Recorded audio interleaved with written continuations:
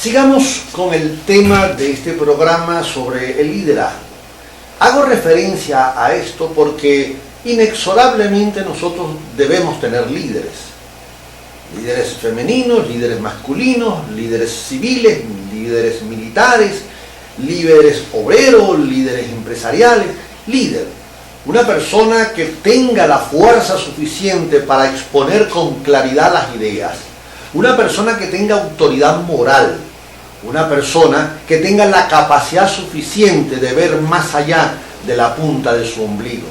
Y cuando hago esto es porque lo que escuché ese día en ese camino hacia el campo, hacia mi finca, veía a la gente cómo observaban a la persona que hablaba y de algunos con cierto resquemor pues no les importaba.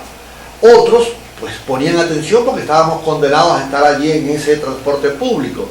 Lo interesante era que la persona que estaba hablando, yo la asociaba con los parlamentarios, con los presidentes de partidos políticos, bien sea de izquierda, de derecha, moderado, de la iglesia o ateos, pero es una actitud de prepotencia, de arrogancia. Es una actitud que hemos venido observando y viviendo desde hace más de 60 años.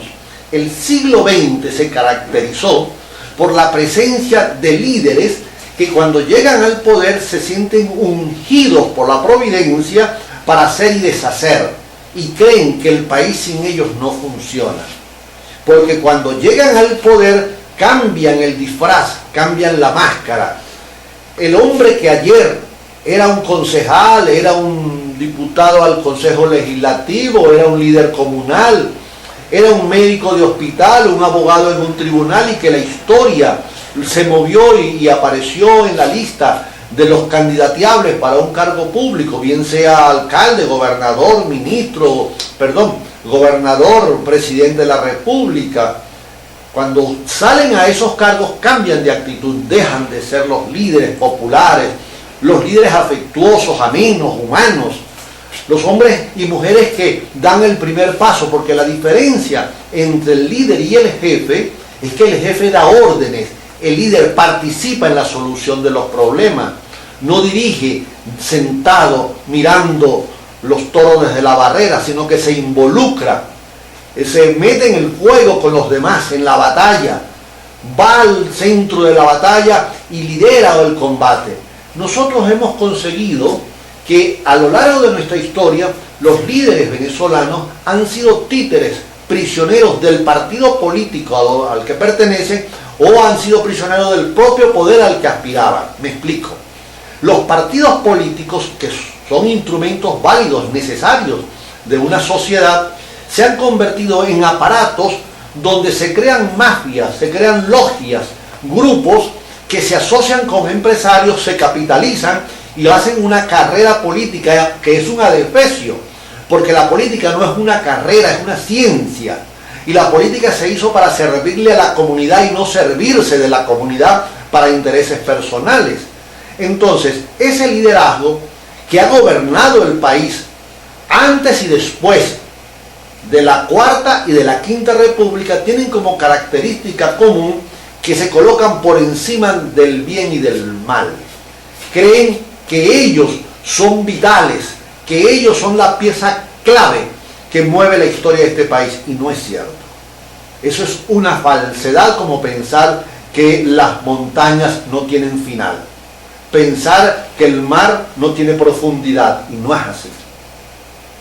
La política no puede ser esa herramienta para golpear el lomo de los más necesitados. No puede ser la herramienta para enriquecer a unos grupos. Y los líderes nuestros no tienen ese desprendimiento, esa actitud de humildad, de sencillez que se amerita para poder llamarse líder, o por lo menos para dar una lección a los que vienen.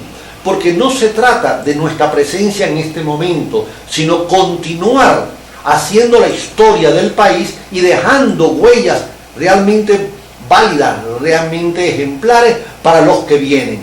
Porque cuando hablamos del presente, creemos que el futuro y el pasado son innecesarios, y no es cierto.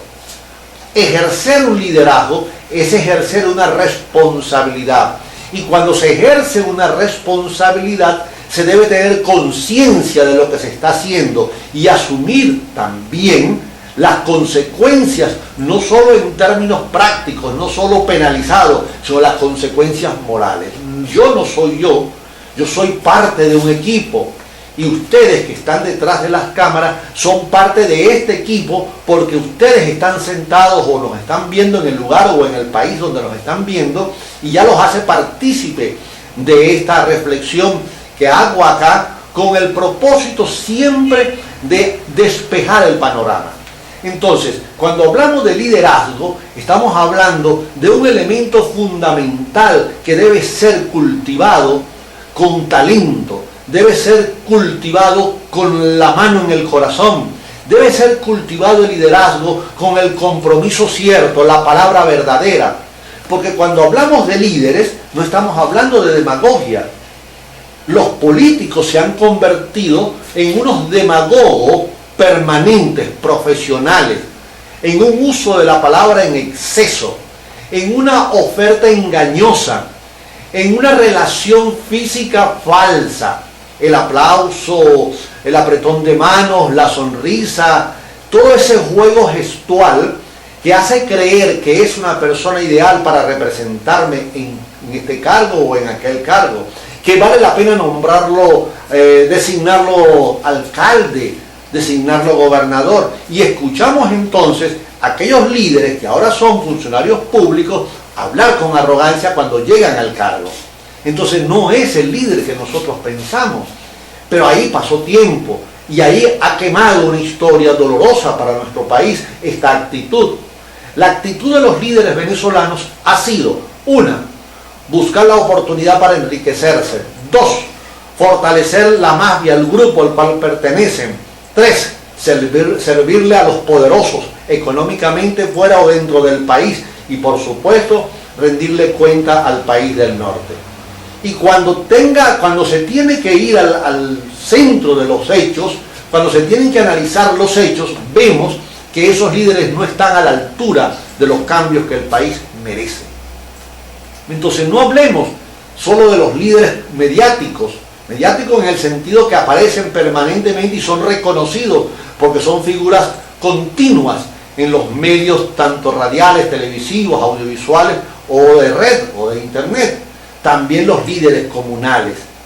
El modelo político venezolano desgastado es un modelo político donde la expresión de soberbia, la expresión de arrogancia, la petulancia, el sentirse todopoderosos porque tienen una corte a su lado que los adula y que los admire y que le dice que es el mejor líder que ha habido en la historia de Venezuela, cuando simplemente es una persona que está de paso, porque todos estamos de paso en la vida y en la actividad diaria. Hoy somos, mañana no, como diría algún compositor ya fallecido. En consecuencia, hago esta reflexión porque imposible separarnos de la figura del líder. Eso es natural como es la salida del sol.